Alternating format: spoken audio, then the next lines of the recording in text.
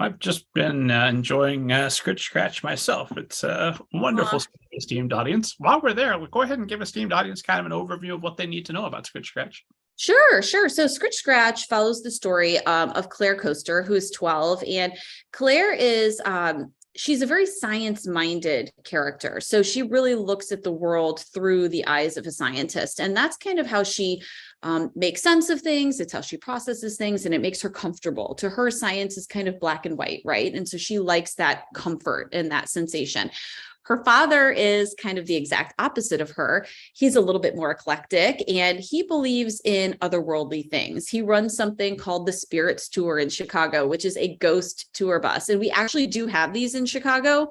So the book was inspired by an actual ghost tour bus that I went on here in Chicago. So these are buses that take their passengers, instead of to say, look at buildings and things like that, they take you to the most haunted places in Chicago. So Claire dislikes this bus. She dislikes her father's job. She finds it all to be embarrassing and something she doesn't want anything to do with.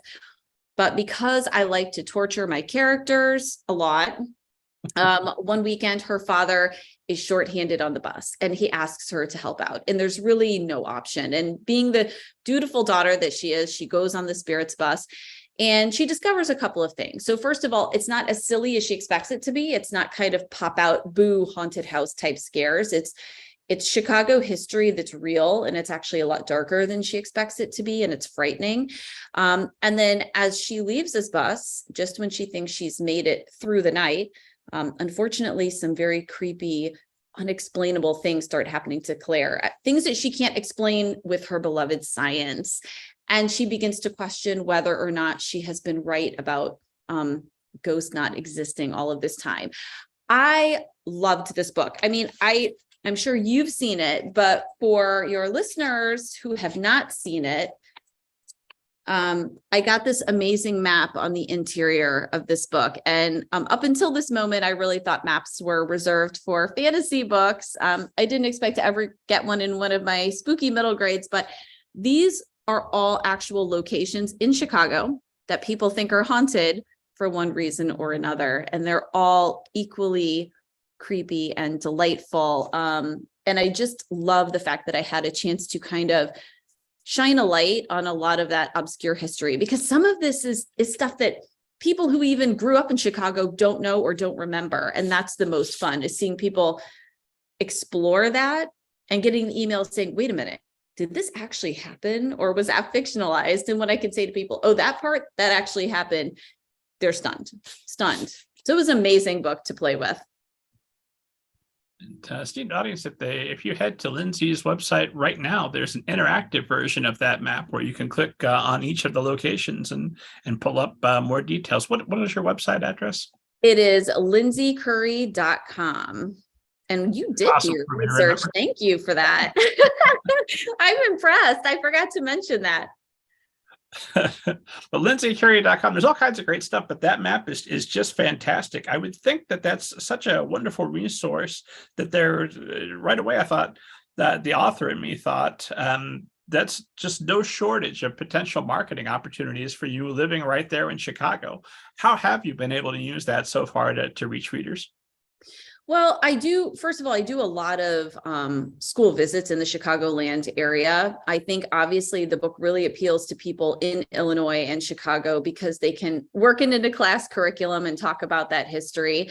And it is on the Rebecca Caudle list this year. It's a nominee, and that's our state list for Illinois, which is really exciting. That means it's finding even more readers, and more students and readers, I think, are now having the opportunity to, or at least thinking about researching their city and their state.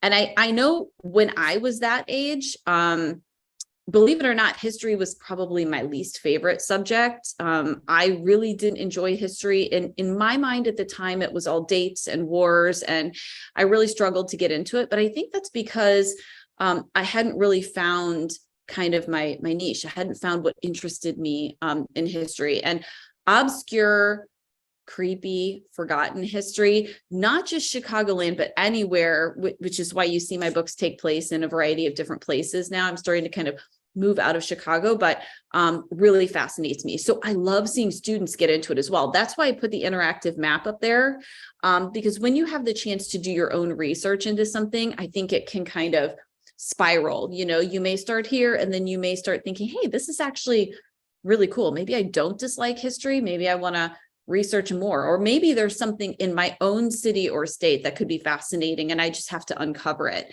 So that's a really cool thing about being able to talk to students in this area in particular. And then obviously living so close to a bunch of these, you know, for lack of a better word, scary places, is very fun at Halloween and throughout the year, because I certainly do take a lot of little field trips and prowl around the graveyards in the areas that I write about. My husband calls me a ghoul because you generally can find me in one of these places researching. But yeah, it's great. It's great. Chicago has no lack of scary stories and scary history. That's for sure.